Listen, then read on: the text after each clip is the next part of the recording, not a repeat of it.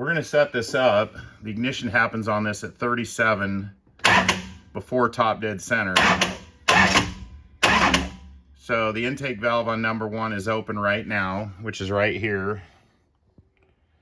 And so we know we're gonna be on the power stroke. We're gonna be on the compression or power stroke. So I'm gonna bump it around. Number 1 just closed, and so now we're coming around.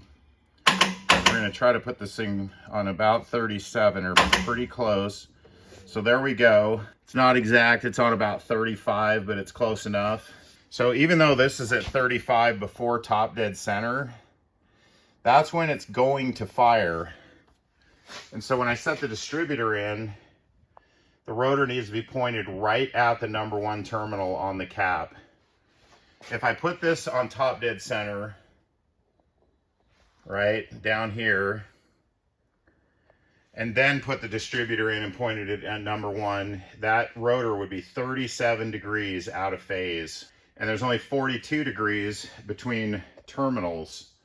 So that means it would be closer to sparking on the wrong terminal than it would be to sparking it on the right one. It's gonna, the crankshaft trigger is what sparks it, regardless of where the distributor is. It does not care where that distributor is in this case. The magnets on that red wheel right there, there's 4 of them. When it passes this electronic eye, if I can get a, there we go. When those magnets pass this eye, it's gonna trigger a spark.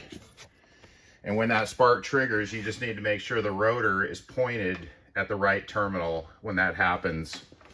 So the distributor doesn't do anything else. It just sends the spark to the hole, period. It doesn't have anything to do with creating the spark or the timing of the spark.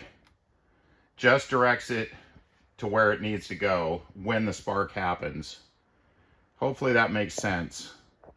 So when they say phasing the distributor, that distributor needs to be in phase with what is happening down here. So at 37 degrees, we're gonna get a spark. 37 before top dead center. That terminal, when that rotor's on, what do I do with the rotor? Wherever you've got number 1 set, that rotor needs to be pointed at number 1. Not 37 degrees away from it, which is what would happen if you timed it at top dead center and then pointed it right at number 1. You'd actually be way off. Okay, I'm having a hard time filming this. But while this thing was apart, I wanted you guys to see how close the piston is to this opening intake valve. So the valve just disappeared, now it's closed. Right when it cracks open,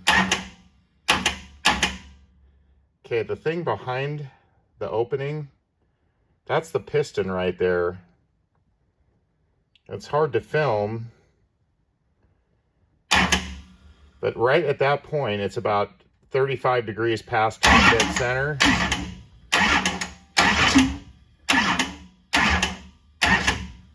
Now it dropped too fast that time. Let's go around again.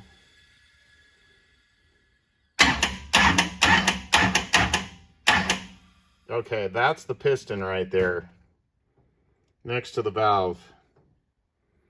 You see that?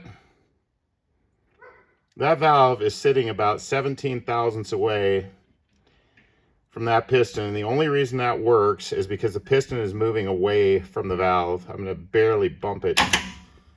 That valve just flew open even more and the piston didn't really even move. Anyway, it's hard to film. It's hard to get the light down the port so that you can see what's actually going on. But man, those valves are really close to those pistons. You just saw the piston in that one move away. So needless to say, when I start this up cold, I have to be very gentle. I gotta let it warm up good before we put the power to it. The heads need to expand and everything needs to grow. Some of those clearances need to get a little bit safer, should we say. I burned 3 cans of carb spray and cleaned the manifold off some and the carbs. So it definitely looks a little better. But just wanted to show that there is a screen. The whole tube, if you look, it's not just that little hole at the bottom, it goes all the way up the tube is screened, so it has a massive amount of volume that can get around it for this one suction pickup to scavenge the oil out of the valley here. So this dry sump line right here attaches to that fitting, and that fitting is angled right down into this pool, and that's where all the top end oil gets sucked out of the engine right back to there into the tank. And like I said in a previous video, I don't remake these gaskets because they're handmade. The manifold is so custom, prototype, whatever you want to call it, one-off. I try to save the gaskets and they came off nice.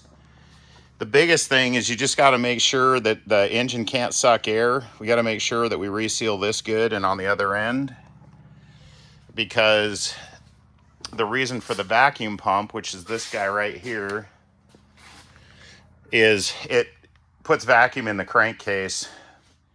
There's about 15 inches of vacuum in the crankcase all the time, so you got to make sure that you're sealed up good, or your engine will just suck air through the leaks and it will not make vacuum. All right, hopefully my aching bones can lift this awkward heavy manifold and set it right where it needs to go.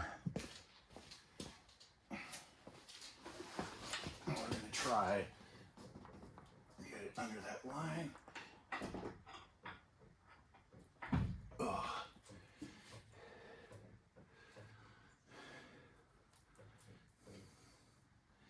Well, I think we're pretty good. Like I said, we just got to make sure that the ends are sealed up. And we do kind of need to have it aligned so that the intake ports are perfectly aligned, because the manifold is ported to perfectly match. So I'll probably unbolt one of the carburetors and look down the ports before I tighten the manifold up all the way.